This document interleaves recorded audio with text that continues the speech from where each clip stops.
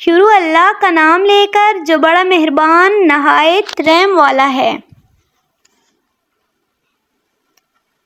جب سورج لپیٹ لیا جائے گا اور جب تارے بے نور ہو جائیں گے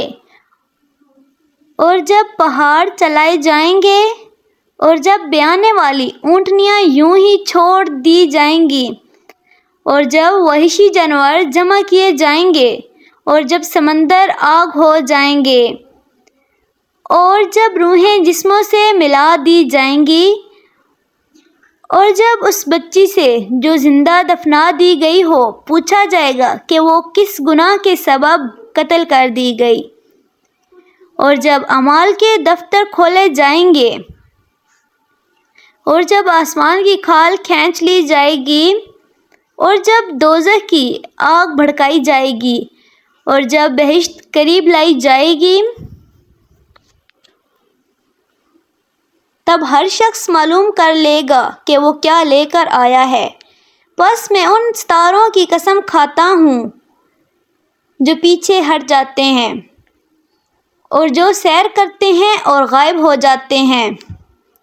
اور رات کی قسم جب وہ پھیلنے لگتی ہے اور صبح کی قسم جب وہ نمودار ہوتی ہے کہ بے شک یہ قرآن اس فرشتے عالی مقام کو سنایا ہوا پیغام ہے جو صاحب قوت ہے، مالک عرش کے ہاں اونچے درجے والا ہے، سردار ہے، ساتھ ہی امانت دار ہے۔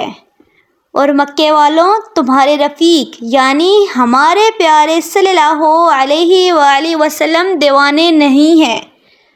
اور بے شک انہوں نے اس فرشتے کو آسمان کے کھلے کنارے پر دیکھا ہے، اور وہ غیب کی باتوں کے ظاہر کرنے میں بخیل نہیں،